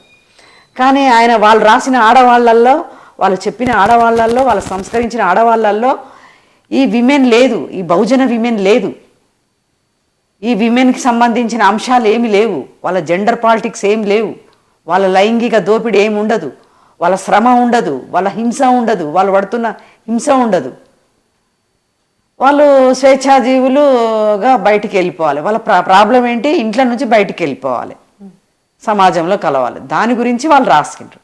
దాన్ని అందరి సమాజం ఆడవాళ్ళందరికీ ఒకటే అని ఎట్లా చెప్తారు వీళ్ళు? దాన్నే కంటిన్యూ ఎట్లా చేస్తారు? కాదు కదా. కొద్ది విమెన్, బహుజన్ విమెనే 95 దాకా ఉంటారు, 95% బహుజన్ విమెన్ ఉంటారు. వాళ్ళు వెరీ ఫ్యూ, 2 or 3. అంతేందుకమ్మా ఇట్లా వీళ్ళు ఏంటి కిచెన్ నుంచి కింగ్ మేకర్స్. అరే కిచెన్లో ఎవరున్నారు? Kitchen to king makers. కిచెన్లోనే ఉండే పరిస్థితి బహుజన ఆడవాళ్ళు కిచెన్లోనే ఉంటే వాళ్ళు బతుకులు ఎట్లా? బయటికి పోయి పని చేసుకునేటోళ్ళు వాళ్ళు ఏదో ఇంత వండుతారు, బయటికి వెళ్తారు. కిచెన్ టు అంటే కిచెన్లో ఎవరు ఉంటున్నారు? వెరీ ఫ్యూ సమాజాలు, కొద్ది సమాజాలు. నువ్వు వాళ్ళని క్రైటీరియా పెట్టుకొని కిచెన్ టు కింగ్ మేకర్స్ అని ఎట్లా మాట్లాడతారు? కిచెన్ కింద ఇంకా చాలా సమాజాలు ఉన్నాయి కదా. అన్యాయం కదా. అట్లా క్రైటీరియా ఎట్లా తీసుకుంటారు? అసలు కిచెన్ లేని వాళ్ళే ఉన్నారు. అందరికి కిచెన్లు ఎక్కడున్నాయి? కిచెన్ అంటే ఒక పెద్ద ఎస్టాబ్లిష్డ్ ఏరియా కదా. అన్నీ సంపృష్టిగా సంపూర్తిగా ఉంటాయి. 3 రాళ్ళు పెట్టుకొని ఆమె దబదబ వండుకొని ఉరుకుతుందమ్మా. కిచెన్ ఎక్కడున్నది? వంట ఇంటి జైలులో చెల్లెమ్మ, మనోళ్ళు కమ్యూనిస్టులు రాస్తారు, వంట ఇంటి జైలులో చెల్లెమ్మ నిన్ను ఖైదీని చేసిరా అంటే. ఎవరిని చేసిండ్రు? ఇంతమందిని చేసిండ్రు. బహుజన్ విమెన్ 95-98% ఉన్నది. వాళ్ళు కాదు కదా, వంట ఇంటి కుందేళ్ళు కాదు. మనోళ్ళు కూడా మొదలు పెడతారు. మన ఆడవాళ్ళు వంట ఇంటి కుందేళ్ళు, భారతదేశం ఆడవాళ్ళు వంట ఇంటి కుందేళ్ళు. ఎంత అన్యాయం అది. ఇంటర్నేషనల్గా నువ్వు ఇచ్చే ఒక మెసేజ్ ఏంటి? భారతదేశం ఆడవాళ్ళు వంట ఇంటి కుందేళ్ళా? ఎంత దుర్మార్గం. అంటే నీకు నోరు ఉంటే అబద్ధాన్ని వ్యాపింపజేస్తావా? ఇక్కడ ఆడోళ్ళు శ్రమజీవులు, ఇక్కడ ఆడోళ్ళు బహుజన ఆడోళ్ళు హింసలు పడుతున్నారు. శారీరక హింసలు, మానసిక హింసలు, హక్కులు లేని హింసలు, చదువులు లేని హింసలు, ఇల్లు లేని హింసలు, కడుపు నిండా తిండి లేని హింసలు కదా. మరి కిచెన్ టు కింగ్ మేకర్స్ అంటారు, లేదా సాధికారం, విమెన్ సాధికారం అంటే విమెన్ సాధికారం. ఏ విమెన్ సాధికారం? పైన కనిపించే లేయర్ ఒక చిన్న మెరుపు లేయర్ సాధికారం కాదు. కింద అనేక లేయర్స్ ఉన్నాయి. అవి హింసగా ఉన్నాయి. అవి బతకలేని పరిస్థితిలో ఉన్నాయి ఆ జెండర్స్ మీద మాట్లాడండి. గృహహింస మీద మాట్లాడుతున్నారు మన ఫెమినిస్ట్ అక్కలు. గృహహింస, వీళ్ళు గృహాల్లో ఉండరు కదమ్మా, వీళ్ళు సామాజిక హింసల్లో ఉన్నారు. గృహహింస, ఏ హింసనైనా మనం ఖండించాల్సిందే, ఏ హింసనైనా వ్యతిరేకించాల్సిందే. కానీ 40 ఏళ్ళు 50 ఏళ్ళ నుంచి మీరు గృహహింసనే మాట్లాడితే సామాజిక హింసలో ఉన్న ఆడవాళ్ళ గురించి మాట్లాడాలి కదా. మేము అందరు ఆడవాళ్ళ గురించి మాట్లాడుతున్నాము, అన్ని హింసల మీద మాట్లాడుతున్నాం అంటారు. కానీ చెప్పేది మాత్రం మొత్తం రాయడము చెప్పడం అంతా గృహహింస అంటున్నారు కదా. మరి సామాజిక హింస, వాళ్ళని బయట రేపులు జరిగేది ఒక ఈ క్రైమ్ బ్యూరోవి చూడండి, వెతకండి, తెలుస్తాయి, రికార్డులు చూడండి. మొత్తము జరిగిన అత్యాచారాలు అన్యాయాలు ఎవరి మీద ఉన్నాయి? బహుజన్ విమెన్ మీద, ముఖ్యంగా దళిత ఆడవాళ్ళ మీద ఉన్నాయి. ఈ అత్యాచారాలు రేపులు వాళ్ళ మీద జరుగుతున్నాయి. వాళ్ళకు చదువు లేదు, వాళ్ళు రోడ్లు ఊడుస్తున్నారు. ఇంట్లో సొంత కొడుకు పియ్య తీయడానికి గృహహింస అని మాట్లాడుతున్నావు. ఈ పనికి అసలు ఈ పని చాలా చండాలమైన, అంటే దుర్మార్గమైంది. అసలు మేమే ఎందుకు చేయాలి?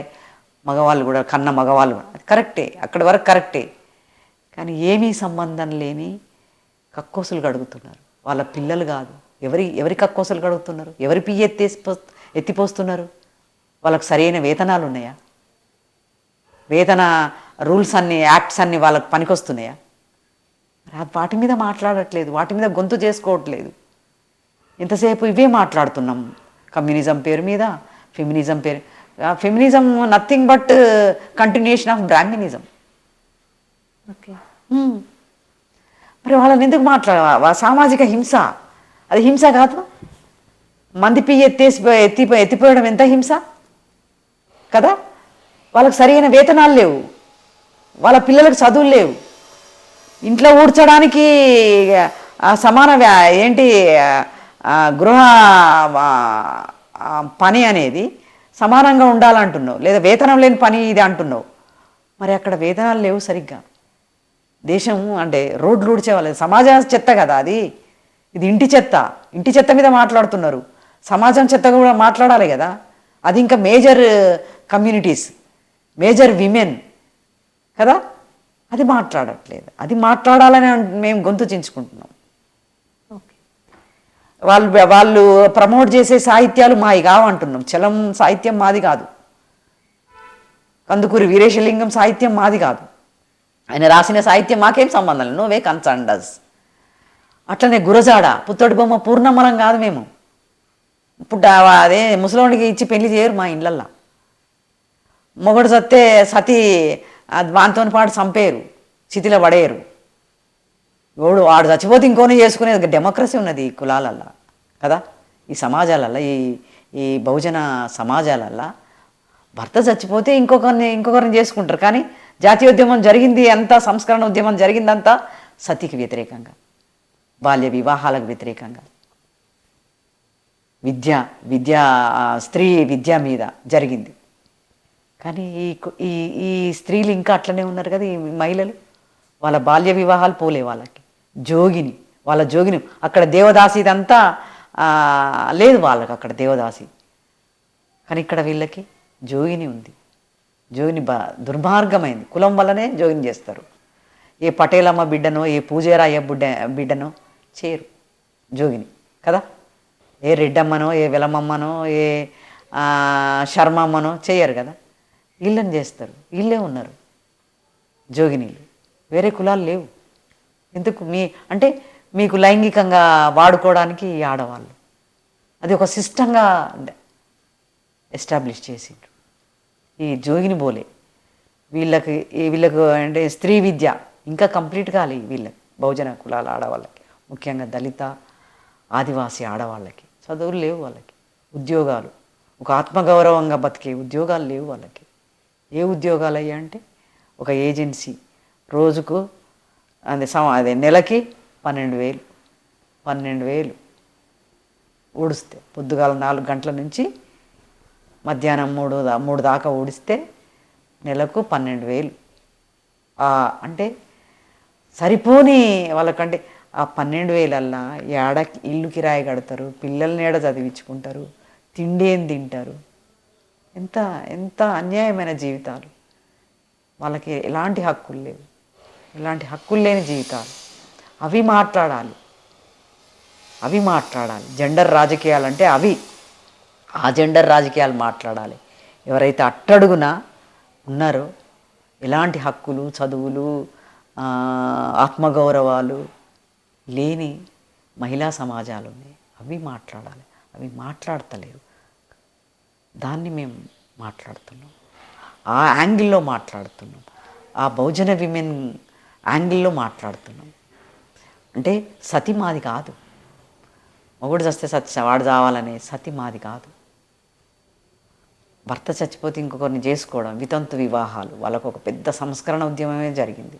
సతి పెద్ద సంస్కరణ ఉద్యమం, అన్నీ అక్కడ సంస్కరణ ఉద్యమాలన్నీ వాళ్ళే జరిగినాయి. రాజా రామ్మోహన్ రాయే చెప్తావు, ఈశ్వరచంద్ర విద్యాసాగర్ చెప్తారు. మీరు వాళ్ళంతా ఎవరు? బ్రాహ్మలు. అంటే బ్రాహ్మలను ప్రమోట్ చేయడమా చరిత్రలో?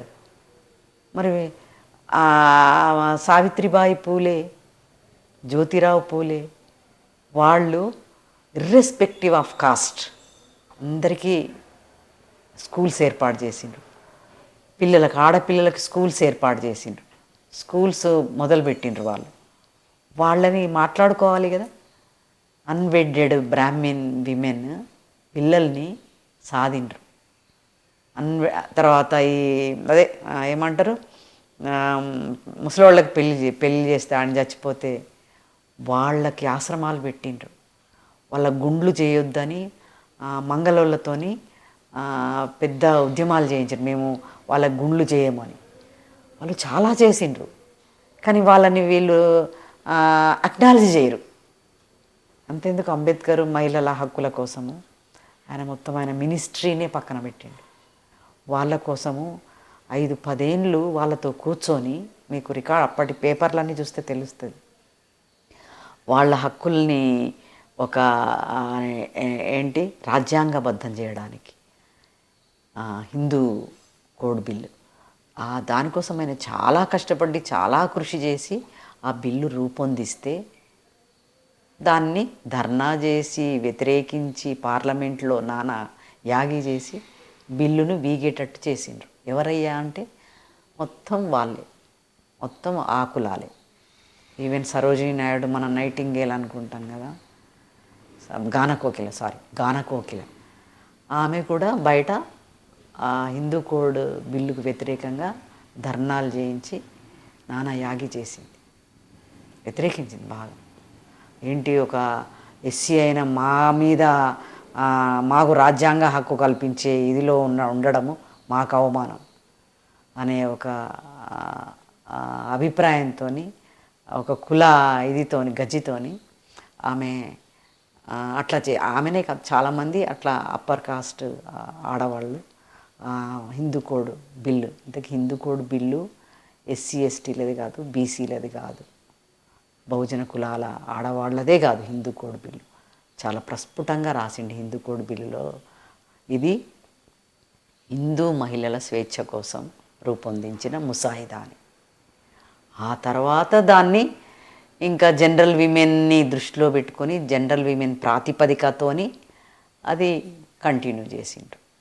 అది జరిగిన. ఓకే, అయితే మీరు ప్రతి చోట దళిత మహిళల కోసం, బహుజన మహిళల కోసం మాట్లాడతారు చాలా వరకు, కానీ ఎప్పుడైతే దళిత మహిళల గురించి వస్తుందో ఎక్కువ శాతం మీరు మాదిగలో మాదిగ అనే ఒక ఏమంటారు, మాదిగ వర్గపు మహిళలనే ఎత్తుకుంటారు. ఎందుకు అంటే నేను అక్కడి నుంచి వచ్చినాం కదమ్మా, అంటే నా పర్యావరణం అది కదా, నా పర్యావరణం అది. ఇప్పుడు వాళ్ళు బ్రాహ్మలు, నేను బ్రాహ్మణ అని చెప్పుకోరు, ఎందుకంటే వాళ్ళకి అవసరం లేదు కదా. అది వాళ్ళు జనరలైజ్ చేస్తుంటారు, నా జాతి అనే జనరలైజ్ చేస్తుంటారు, నా జాతి అని. వాళ్ళకి జనరల్గా చెప్పడం వల్ల వాళ్ళకి ఒక ప్రాతిపదిక ఉంది. కానీ నా అస్తిత్వం చెప్పాలి కదా. అంటే ఎస్సీల్లో కూడా చాలా అనేక కులాలు ఉన్నాయి, డక్కలి, చిందు మాష్టి ఇంకా వాళ్ళ దగ్గరికి అంబేద్కర్ పోలే, ఇంకా పోలే. అంబేద్కర్ మొత్తం పోవాలి కదా, అంబేద్కరిజం అంతా పోవాలి. అంబేద్కరిజం అంతా సమానత్వాలు, అంటరాంతనాలు, పేదరికాలు, చదువు, ఇవన్నీ అంబేద్కర్ చెప్పినాయి. అవన్నీ వెళ్ళలేదు. నేను అంటే మాదిగా అంటే నా అస్తిత్వం, అది నేను పెరిగిన అస్తిత్వం, అది నేను చెప్పాలి కదా కదా. అంతేకాని మీరు పక్షపాతి కాదంటారు. అంటే దళిత అంటే బాధితులందరి పక్షపాతిని నేను. బాధితులందరూ అంటే బైది బర్త్ ఎస్సీలందరూ కడుపులో తీసి, ఎవడన్నా ఆకలి అవుతుందంటే కడుపులో తీసి పెట్టే ఒక గొప్ప సుగుణం ఉన్న మనుషులు వీళ్ళు కదా. సో బాధితులు ఎవరైనా అయ్యో అనుకుంటాం కదా. అందుకే కదా ఆయన పూలే బ్రాహ్మణ ఆడవాళ్ళకు కూడా ఆశ్రమాలు కల్పించి వాళ్ళ పిల్లల్ని సాది ఒక అబ్బాయిని దత్తు తీసుకొని, అంటే కులాలను పోవాలి, అందరూ సమానంగా ఉండాలి, బాధిత పక్షమే. నేను బాధితురాలుగా ఉన్నా కనుక నా పర్యావరణం నేను చెప్పిన, బట్ నేను బాధిత పక్షం. ఇంతసేపు సామాజికంగా రాజకీయంగా మాట్లాడినాం కదా, ఇప్పుడు ఇన్ని పుస్తకాలు ఉన్నాయి నా చేతిలో, వీటి గురించి మీరు క్లుప్తంగా వీటి నేపథ్యం చెప్పండి. ముందు అయ్యయ్యో దమ్మక్క పుస్తక నేపథ్యం. అయ్యయ్యో దమ్మక్క ఇది 2009లో వచ్చింది. ఆ పేరు అంటే అది దళిత అంటే ఎస్సీ మహిళలు, బహుజన మహిళలు ఎదుర్కొంటున్న సమస్యలు, వాళ్ళ కల్చరు, వాళ్ళ స్ట్రగుల్స్, వాటి మీద రాయడం జరిగింది. తర్వాత దాంట్లో కొంగు మీద, తర్వాత ఇట్లా విమెన్ కన్సర్న్గా రాయడం జరిగింది. అయ్యయ్యో దమ్మక్క అనే పేరు ఎందుకు వచ్చిందంటే, ఈ తెలంగాణలో చాలా ఏరియాలు, ముఖ్యంగా వరంగల్లో పిల్లలంతా రౌండ్కి కూర్చుంటారు. కూర్చొని అదొక ఆట. రౌండ్కి కూర్చున్న తర్వాత దాంట్లో నుంచి ఒక అమ్మాయి కానీ 10-12 ఏళ్ళ పిల్లలంతా, ఒక అమ్మాయి కానీ అబ్బాయి కానీ లేచి బయటకు వెళ్ళి ఒక కథ ఆలోచించుకొని వచ్చి చెప్తాడు. ఆ కథ ఏం చెప్తాడంటే అంత విమెన్ మీదనే చెప్తాడు. ఫలానా దమ్మక్కకి బాగలేదంట, ఫలానా దమ్మక్కకి భర్త కొట్టిండంట, ఫలానా దమ్మక్కకి దొర కొట్టిండంట, లేకుంటే అత్తతోని ప్రాబ్లమ్స్ వచ్చినాయంట అని ఇట్లా అంతా కథ చెప్తాడు. దానికోసం దమ్మక్క ఇట్లా అయింది అని చెప్తుంటాడు అనమాట. ఆ పిల్ల కానీ అమ్మాయి కానీ అబ్బాయి కానీ ఆ కథ మొత్తం చెవులు నిక్కబెట్టుకొని వింటారు ఈ కూర్చున్న పిల్లలంతా. ఇట్లా కాళ్ళు చాపుకొని కూర్చుంటారు అనమాట. ఆ కథ వినంగానే అయ్యయ్యో దమ్మక్క, అయ్యయ్యో దమ్మక్క అని చుట్టూ తిరుగుతుంటారు. అట్లా ఇంకొక పిల్ల లేచి మళ్ళీ ఒక కథ ఆలోచించుకొని వస్తుంది. అది అంటే ఇంకొకటి, అది బౌద్ధం బేస్డ్ ఏరియా అంతా. సో అక్కడ దమ్మక్కపల్లె, దమ్మన్నపేట, ఇట్లా పల్లెలు పేటలని దమ్మయ్య పేర్లతోని ఉంటాయి. సో ఈ ఆట కూడా నాకు బాగా నచ్చి అయ్యయ్యో దమ్మక్క అని పెట్టుకున్నాను. అంటే ఆట నేపథ్యం కూడా చాలా ఆట నేపథ్యం. పిల్లలు ఎగురుళ్ళు దునుకుళ్ళు కాకుండా ఒక సిస్టమాటిక్గా కూర్చొని, ఒక 10-12 ఏళ్ల పిల్లలు, ఆడామగ పిల్లలు కూర్చొని, వాడలలోనే చూసిన నేను ఈ ఆట. కూర్చొని అంత ప్లాన్, ఒక ఆడవాళ్ళ గురించి కథలు, ఎంత అద్భుతమైనది, నాకు బాగా నచ్చి నేను అట్లా పెట్టుకున్నాను. ఆ తర్వాత రాయక్క మాన్యము 2014లో వచ్చిన పుస్తకము. ఇది కూడా అంటరాని మహిళలు, ఎస్సీ మహిళలు ఎదుర్కొంటున్న, అంటే వాళ్ళ చుట్టూ ఉన్న సాధక బాధకాలు, వాళ్ళు ఫేస్ అవుతున్న సమస్యలతోని రాయడం జరిగింది. ముఖ్యంగా రాయక్క మాన్యం అంటే, రాయక్క అని ఒక డక్కలి అక్క ఉండే మా ఊర్లో. ఆమె ఎట్లా పోరాడి ఆమె మాన్యం సాధించుకున్నది, పంచాయతీ పెట్టి ఎట్లా స్టాండ్ అయింది, ఆమె ఎట్లా స్టబన్గా నిల్చున్నది ఆ డక్కలి రాయక్క అనేది నాకు చాలా అపురూపంగా, అద్భుతంగా అనిపించింది. నేను అది నేను అనుభవించి, ఆమె పేరుతోనే నేను, అంటే తెలుగు సాహిత్య చరిత్రలో ఒక డక్కలామె హీరోయిన్గా పెట్టి వచ్చిన సాహిత్యాలు లేవు. కానీ నేను ఆ ప్రయత్నము చేసిన, దానికి న్యాయం, అంటే ఆ కథకి, ఆ డక్కలి రాజక్కకి న్యాయం చేసిందనే నేను అనుకుంటున్నా. ఓకే, ఈ రిజర్వేషన్ భోగి సంగతి? రిజర్వేషన్ భోగి అంటే ఇది కూడా అంత అంటరాని మహిళలకు సంబంధించిన కథలే. అంటే ఒక ఒక చదువుకొని ఉద్యోగం చేస్తున్న ఒక ఆమె రిజర్వేషన్ భోగి ఎక్కితే ఆమె రూపు రంగు చూసి ఇది రిజర్వేషన్ భోగి నువ్వు జనరల్కి పోవాలి ఇదెందుకు ఎక్కినా అనే ఒక ఆర్గ్యుమెంట్లో ఉన్న అది పరిస్థితి. అంటే వీళ్ళు ఈ ఎస్సీలు వీళ్ళు అంతా పేదోళ్ళు, ఎస్సీలు అంతా వాళ్ళు ఈ జనరల్ డబ్బాలు ఎక్కుతారు, ఈ రిజర్వేషన్లు అంటే అంతా మళ్ళా పెద్ద కులాలు మాత్రమే ఎక్కుతాయి అనే ఒక కాన్సెప్టు ఉన్న సందర్భంలో అంటే రిజర్వేషన్ తీసి ఎక్కినా కూడా ఆమెని జనరల్గా తరిమే పరిస్థితుల్లో ఆ కథ వచ్చింది. ఇంకా చాలా అట్లాంటి కథలు ఉన్నాయి దాంట్లో, చాలా కథలు. అవన్నీ అంటరాని ఎస్సీ మహిళల గురించే ఉన్నాయి. తెలంగాణ ఇంకొకసారి తెలంగాణ ఉద్యమంలో నుంచి ఇప్పటిదాకా వచ్చిన కవిత్వము మహిళలు అంటే it's a voice of Telangana women. So నాకు కవిత్వం అంటే చాలా ఇష్టము, కథలు కూడా ఇష్టమే, కానీ దానికంటే ఇంకొంచెం కవిత్వం ఇష్టము. అట్లా తెలంగాణి అనే ఒక పదం పెట్టుకోవడం కూడా నాకు చాలా అదొక ఎమోషనల్గా అనిపించే పదము నాకు అది తెలంగాణి. అయితే అన్నింటికంటే నాకు ఎక్కువగా ఆకట్టుకున్నది ఇది అన్నమాట. కవర్ పేజ్ నుంచే ఒక రకమైన స్టేట్మెంట్ని మీరు పాస్ చేస్తున్నట్టు అనిపించింది. సో ఈ దాని గురించి అసలు ఈ పుస్తకంలో ఉన్న వ్యాసాలు దేన్ని మాట్లాడుతున్నాయి? నేను చదివిన సాహిత్యము మా విమెన్కి అంటే బహుజన విమెన్కి నేను చదివిన సాహిత్యము కి పొంతన లేని అంశాలున్న నేపథ్యం నుంచి నేను చరిత్రల్ని చెరిగిపోస్తూ అని అంటే సాహిత్యాలు ఇప్పుడున్న సాహిత్యాలు ఈ బహుజన విమెన్కి ఏమి ఉపయోగము ఏమి ప్రయోజనము, ఆమె ఉన్నతికి ఆమె అభివృద్ధికి బహుజన విమెన్ సాధికారితకి ఈ సాహిత్యము ఎట్లా ప్రయోజనము ఎట్లా ప్రయోజనం కాదు అనేది చెప్పిన ఇది చరిత్రల్ని చెరిగిపోస్తుంది. అయితే అనువాదాలు కూడా మీరు చేశారు కాబట్టి దీని గురించి సంగతి అని తమిళ్ ఒక ఎమినెంట్ రచయిత్రి భామ, ఆమె సంగతిగా రాస్తే నేను దాన్ని ట్రాన్స్లేషన్ ఇంగ్లీష్ నుంచి సంగతి అని రాసిన. అంటే నేను అంటే ఇంగ్లీష్ లిటరేచర్లో పెద్ద ఎక్స్పర్ట్ కాదు, కానీ ఆ జీవితం నాకు చాలా దగ్గర చేసింది.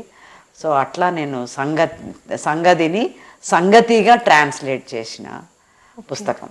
అది 2006లో హెచ్బిటి హైదరాబాద్ బుక్ ట్రస్ట్ వాళ్ళు దాన్ని పబ్లిష్ చేసిండ్రు. అయితే దీని నేపథ్యం అదే జీవితం, ఆమె అంటే భామ రాసుకున్న తన ఒక బయోగ్రఫీ లాంటి నవల అది, భామ జీవితం అది. ఇది టైటిలే ఒక స్టేట్మెంట్ పాస్ చేస్తున్నట్టుంది. కైతునకల దండెము అది నేను కృపాకర్ మాదిగా కలిసి సంపాదకత్వం చేసిన పుస్తకము. కైతునకలు అంటే కవితా తునకలు, అంటే తునకలు ఆరేసుకుంటాము ఎస్సీ ఇళ్ళల్లో, తునకలు ఆరేసుకుంటాం అంటే డ్రై చేసుకుంటాం కదా, అంటే అట్లా కవితల్ని డ్రై అంటే ఆరేసుకున్నాం. దండెము అంటే తెలుసు కదా, ఏదైనా ఆరేసుకునేది ఒక అది కైతునకల దండెము. సో దాన్ని అది తెలవని వాళ్ళకి ఇస్తే ఈ కైతలేంది ఈ తునకలేంది దండమేంది అసలు ఇది అర్థమే కావట్లేదు పో అని ఒక బ్రాహ్మణ విమర్శకుడు పక్కన పడేసిండు. అది ఆయన అంటే అర్థమయ్యేటోళ్ళకి ఇస్తే దాని తాత్వికత ఏదో అర్థం చేసుకోగలరు, అర్థం కాని వాళ్ళకి ఇస్తే పక్కన పడేస్తారు. అయితే ఇది దేన్ని డీల్ చేస్తుంది? ఇది మొత్తం మాదిగా దండోరకి ఎంఆర్పిఎస్ అంటే అంటే పంపక న్యాయాల గురించి మాట్లాడిన అందరూ సమాజంలో అన్ని రకాల సమాజాల నుంచి మాట్లాడిన కవిత్వము దాంట్లో కైతునకల దండంగా మేము తీసుకొచ్చినాం. చంద్రశ్రీ యాదిలో ఈమె నాకు చాలా మంచి ఫ్రెండ్, చాలా దగ్గరగా మేము ఒక ఇంట్లో కొన్నాళ్ళు అంటే నా దగ్గరే ఉండేది. ఆ అమ్మాయి ఒక గొప్ప కళాకారిణి, చాలా మంచి రచయిత్రి కూడా. బాగా పాడుతుంది, మంచి వాయిస్, బాగా డాన్స్ చేస్తుంది. సో ఆమె చనిపోయిన తర్వాత అసలు అట్లాంటి కళాకారిణిని ఎవరు అంటే అవాచ్యంగా ఉంచిన సందర్భంలో ఇంత గొప్ప కళాకారిణి ఈ ప్రపంచం మీద ఉన్నది అని చెప్పడానికి ఆమె గురించి నేను ఇతరులతో రాయించి నేను ఒక పుస్తకం వేసిన, చంద్రశ్రీ యాదిలో అని. హౌ ఆర్ యు వెజ్? ఇది బెంగాల్ బేస్డ్ పబ్లిషర్స్ స్త్రీ సామ్య అని. అది ఉమా శ్రీధర్ వాళ్ళు, అల్లాడి ఉమా శ్రీధర్ వాళ్ళు నా కథల్ని ట్రాన్స్లేట్ చేయిస్తే అక్కడ పబ్లిషర్స్తో మాట్లాడి వాళ్ళే ఏర్పాటు చేసింది. వాళ్ళకి సందర్భంగా థ్యాంక్స్ చెప్పుకోవాలి. పబ్లిషర్స్కి, అనువాదం చేసిన ఉమాకి, శ్రీధర్ గారులకి థ్యాంక్ యూ. చివరిగా నల్లరేగడి సాళ్ళు. నల్లరేగడి సాళ్ళు నేను శ్యామల కలిసి, గోగు శ్యామల కలిసి వేసింది. ఇది అంటే ఎస్సీ ఉపకులాల ఆడవాళ్ళు ఎట్లా బతుకుతారు, వాళ్ళ జీవన పరిస్థితులు ఏంటి అనేది చెప్పడానికి వేసిన పుస్తకం నల్లరేగడి సాళ్ళు. ఉపకులాలు, ఎస్సీ ఉపకులాలు, ముఖ్యంగా మాదిగ ఉపకులాల మహిళలు, వాళ్ళ జీవితాలకు సంబంధించినవి, ఇతర కులాలతో రాయించినవి, ఎస్సీ కులాలతో రాయించిన కథలు నల్లరేగడి సాళ్ళు. అయితే మీరు సాహిత్యపరంగా చూసుకున్న విశేష కృషి చేశారు. ఆ తర్వాత సంఘ సంస్కరణ పరంగా కూడా ఐడియాలజికల్లీ చాలా రకాలైనటువంటి స్టీరియో టైప్స్ని బ్రేక్ చేయడంలో సక్సెస్ అయ్యారు కదా. అయితే ఈ నేపథ్యంలో ఒకప్పుడు కనీసం మీ సామాజిక వర్గంలో కానీ మీ గ్రామాల్లో కానీ కనీసం చదువుకోవాలన్నా కూడా ఆ ఆస్కారం లేని నేపథ్యం నుంచి వచ్చిన మీ పుస్తకాల మీద 3 PhD సాధించారు అన్నప్పుడు మీకు ఏమనిపించింది? చేస్తారు చాలా సంతోషం అనిపించింది. అంటే ఇవి ఇంకా విస్తరించాలి, ఈ సాహిత్యాలు విస్తరించాలి, మేము ఎట్లా బతికినాము అని చెప్పడానికి, సమాజానికి చెప్పడానికి విస్తరించాలి. మా స్ట్రగుల్స్ ఏంటి, మా అనుభవాలు ఏంటి, మా చరిత్రలు ఏంటి, ఈ సమాజంకి చెప్పడానికి, ఈ సమాజం ముందు పెట్టడానికి రాయడం జరిగింది. అట్లా ఈ పుస్తకాలు సిలబస్లో పెట్టడము, తర్వాత PhDలు జరగడం, పరిశోధనలు చేయడం అనేది చాలా సంతోషకరమైన విషయం. అవి స్ప్రెడ్ కావాలి, విస్తృతి చెందాలి. మొత్తం అంటే కల్చర్స్ అన్ని సమూహాల కల్చరు ఒక చమన్ లాగా, ఒక తోటలో ఒకే పువ్వులు ఉంటే దానికి శోభ ఉండదు, రకరకాల పూలతో ఉంటే అదొక తోట కదా. సో అట్లా ఈ సమాజంలో అన్ని సాహిత్యాలు, అన్ని సమూహాల సాహిత్యాలు మెయిన్ స్ట్రీమ్ సాహిత్యాల్లోకి వెళ్ళాలి కదా. వెళ్ళలేదు మెయిన్ స్ట్రీమ్ అంటే మెయిన్ స్ట్రీమ్ కాకుండా పక్కన పెట్టిండ్రు, సైడ్ ట్రాక్ చేసిండ్రు కదా అంటే 100 సంవత్సరాల నుంచి. అట్లా ఇది మెయిన్ స్ట్రీమ్ కావాలి. బహుజన సాహిత్యము, ముఖ్యంగా బహుజన మహిళల సాహిత్యము, దళిత మహిళల సాహిత్యము, ఈ శ్రమతోని దేశానికి సౌభాగ్యం ఎవరిస్తున్నారో, ఏ మహిళలు ఇస్తున్నారో వాళ్ళ సాహిత్యము, వాళ్ళ అనుభవాలు, వాళ్ళ చరిత్రలు, వాళ్ళ సంఘర్షణలు, వాళ్ళ చైతన్యాలు ఈ సమాజానికి చాలా అవసరం. సో దానికోసం నేను రాస్తున్నా. Thank you so much ma'am. నిజానికి మీరు మాట్లాడితే మీ జీవితం గురించి మీరు చెప్పినప్పటికీ ఒక చరిత్రను చూసుకున్నట్టుగా అనిపిస్తుంది. ఇంకా మాట్లాడాల్సిన అంశాలు చాలా ఉన్నాయి. మళ్ళీ కలుద్దాం, మళ్ళీ మాట్లాడదాం. మేము తెలుసుకోవాల్సింది, మీరు చెప్పాల్సినవి చాలా ఉన్నాయి. And thank you so much ma'am. Thank you.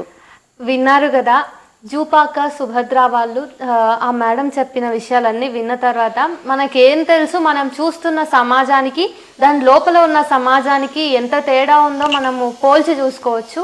కాబట్టి మనం ఇంకా కూడా మేడంని కలిసి ఇంకెన్నో విషయాల్ని తెలుసుకుందాం. అవన్నీ మీరు తెలుసుకోవాలంటే ఆబ్వియస్గా N9 మీడియాని సబ్స్క్రైబ్ చేయాలి అండ్ మమ్మల్ని ఫాలో అవ్వాలి కదా. మనం అంతా కలిసి ముందుకు నడుద్దాం. మళ్ళీ కలుద్దాం.